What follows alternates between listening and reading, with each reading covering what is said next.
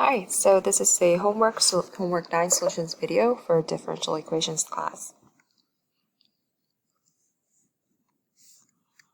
Okay, so let's go over starting with number 1. So we have all the following defined phi1 and phi2 defined below. They exist within the real numbers, negative infinity to infinity. We have to determine whether they are linearly dependent or independent. Okay, so to do this, we are going to use the definition of Wronskian given on page 61 of our textbook, which states that if this is satisfied, and if the textbook has a really nice proof of this, Wronskian, and this is the matrix. We're finding the determinant 1 prime 2 prime, and this would be v1 v2 differentiated minus v1 prime v2. All right, so if this is not equal to 0, then this is the function L of y is linearly independent. Okay, so let's check for case A. We're going to go ahead and find the Wronskian 1 v2. So this is going to be sorry, there's supposed to be a prime there. So this is x times the differentiated of v2 is going to be r e to the power of rx minus differentiated x differentiated is just 1, so we're going to have e to the rx. This is the same thing as e to the power of rx minus 1. I'm going to set this equal to 0, and if this is satisfied, then we can conclude that this is linearly dependent. Okay? So I can divide both sides by e to the power of rx, because we know that that cannot be 0, which means we're safe to divide that by both sides. So we have rx equals to 1. So we really have x, let me solve for r. Value is going to be 1 over x. So this would be true if this was linearly dependent, but we are told that r is a complex constant, which means this is not true. So therefore, we have proved that this system, by making it equal to 0, does not work. So therefore, this is linearly independent.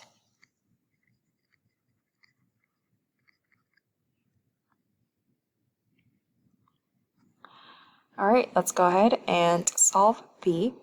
So let's check if that given of v1 and v2 is linearly dependent or independent. So I'm going to use the Wronskian formula, and that would be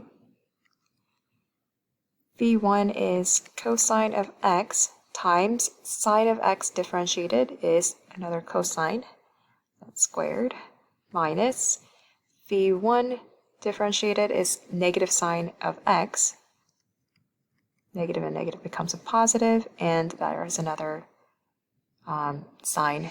So we know this is on a number line, this is equals to 1 on a unit circle. So we know that this is not equals to 0, so therefore we have another case of being independent. So this is linearly independent. Okay, let's go and solve for C.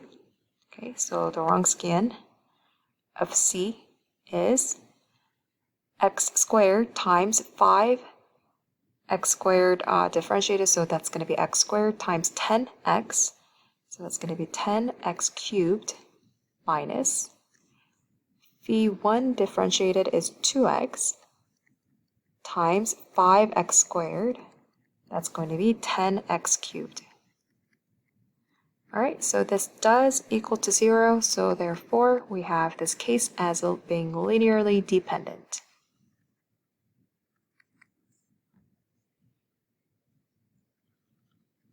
Let's take a look at the last case. Okay, so the Wronskian of that is going to be sine of x times phi2 differentiated is going to be I, so I'll put that in the front, I times e to the power of ix minus sine differentiated is cosine of x and e to the power of ix. I can group by e to the power of ix, and I'll have I times sine of x minus cosine of x. Let's set this equal to 0 and see if this is true. This is similarly to a, we can divide both sides by e to the power of ix. Okay. So we have, by adding cosine of x to both sides and dividing both sides by sine, we have I equals to cosine of x over sine of x, which is cotangent of x. And we know this is not true. Imaginary number is not equal to cotangent of x. So therefore, we come to a conclusion that D is linearly independent.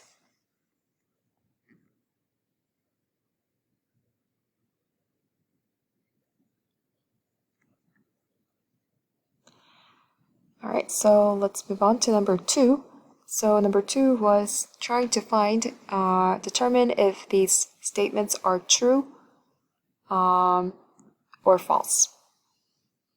Okay, so let's start with A. If phi1 and phi2 are linearly independent functions on interval I, then they are linearly independent on any interval j contained inside of I. This is false because if we're looking at a linearly independent functions on interval I, any interval j contained inside of I is going to be linearly dependent within, because the interval j is being contained inside of I. Okay. Oops. So number 2, A is false. All right, B. If phi1 and phi2 are linearly dependent on interval I, then they are going to be dependent on j contained inside of I. So that's true. Because, I guess, same reason as A, this was the reason why A was false. If j is contained inside of an interval, then those functions that are on interval j is going to be dependent on the interval I. All right, so let's take a look at the next one. Phi1 and phi2 are linearly independent solutions, not functions this time, on interval I. Then they are linearly independent on any interval j contained inside of I. So this is true because when we're talking about the solutions, they're separate from the functions because they're the answers to the functions. So they're actually going to go together.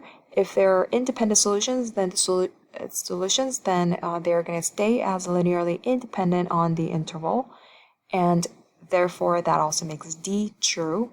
If there are linearly dependent solutions, then they're also going to be linearly dependent on any interval contained inside of the original interval I.